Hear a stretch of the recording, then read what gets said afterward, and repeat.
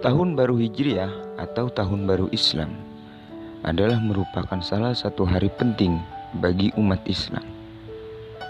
Di sebagian besar daerah di Indonesia, Tahun Baru Islam sering diperingati dengan pawai obor, bertasbih, bertakbir, bertahmid kepada Allah Subhanahu wa taala dan bersolawat kepada Sayyidina Muhammad sallallahu alaihi wasallam. Namun tahukah kalian, para sahabat pecinta tarikh, kapan terbentuknya kalender Islam? Mengapa namanya Hijriah? Lalu ada peristiwa apakah yang sehingga terbentuknya kalender Islam? Berikut kami narasikan sejarahnya. Tanggalan Hijriah sebenarnya sudah ada jauh sebelum Rasulullah Shallallahu Alaihi Wasallam dilahirkan dan masyarakat Arab sudah menggunakannya. Akan tetapi pada waktu itu masyarakat hanya menggunakan nama bulan dan tanggalnya saja. Adapun untuk tahun, masyarakat Arab sebelum menetapkan angka pada tahun Islam, mereka biasa memakai nama tahun dengan peristiwa besar yang terjadi pada saat itu.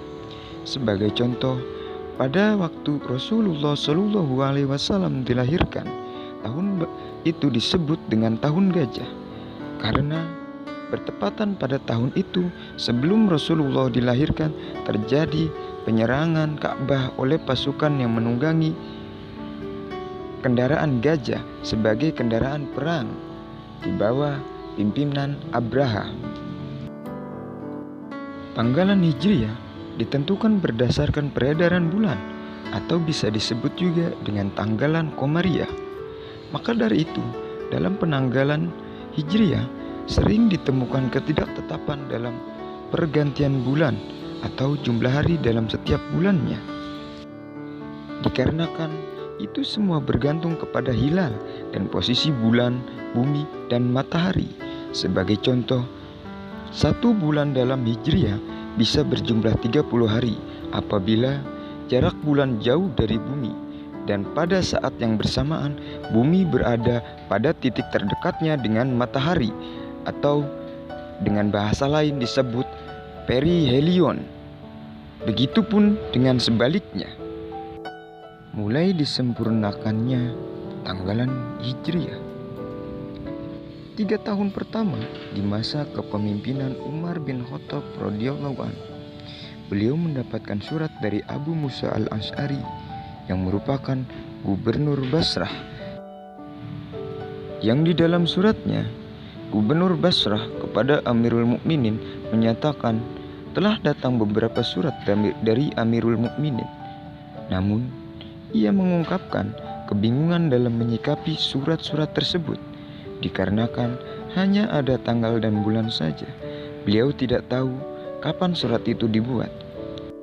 Membaca surat tersebut, Amirul Mukminin atau Sayyidina Umar bin Khattab radhiyallahu anhu mengumpulkan para sahabat, di antaranya Sayyidina Utsman bin Affan, Sayyidina Ali bin Abi Thalib, Abdurrahman bin Auf, Sa'ad bin Abi Waqqas, Talhah bin Ubaidillah, dan para muhajirin dan ansor radhiyallahu anhum ajmain untuk bermusyawarah menyikapi masalah tersebut. Di dalam musyawarah tersebut, beberapa sahabat mengusulkan tahun Hijriah dimulai dari kelahiran Nabi Muhammad Sallallahu Alaihi Wasallam, dan ada pula yang mengusulkan berdasarkan pengangkatan Nabi Muhammad Sallallahu Alaihi Wasallam menjadi Rasulullah. Namun, dua pendapat ini menimbulkan perselisihan pendapat antara sahabat lain. Usulan lainnya juga diutarakan oleh salah satu sahabat yang mengusulkan berdasarkan wafatnya Rasulullah Shallallahu Alaihi Wasallam. Namun, pendapat itu ditolak oleh Sayyidina Utsman bin Affan radhiyallahu anhu dengan pertimbangan takut jika nanti umat Muslim selalu memperingatinya dengan kesedihan. Akhirnya, Sayyidina Ali bin Abi Thalib radhiyallahu anhu memberikan usulan bahwa dimulainya berdasarkan Rasulullah Shallallahu Alaihi Wasallam berhijrah dari Makkah ke Madinah. Kemudian usulan itu disetujui oleh Amirul Mukminin Sayyidina Umar bin Khattab radhiyallahu anhu. Dan penentuan bulan pertama ditentukan oleh Sayyidina Utsman bin Affan radhiyallahu anhu. Dan bulan pertama dalam tanggalan Hijriah adalah bulan Muharram. Dan juga disetujui oleh Amirul Mukminin setelah mendengarkan keterangan dan penjelasan-penjelasan dari Sayyidina Utsman bin Affan radhiyallahu anhu.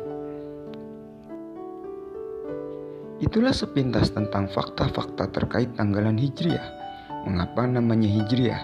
Karena tanggalan ini dimulai perhitungannya atau dimulai perhitungan tahunnya semenjak Rasulullah dan kaum muslimin berhijrah dari Makkah ke Madinah.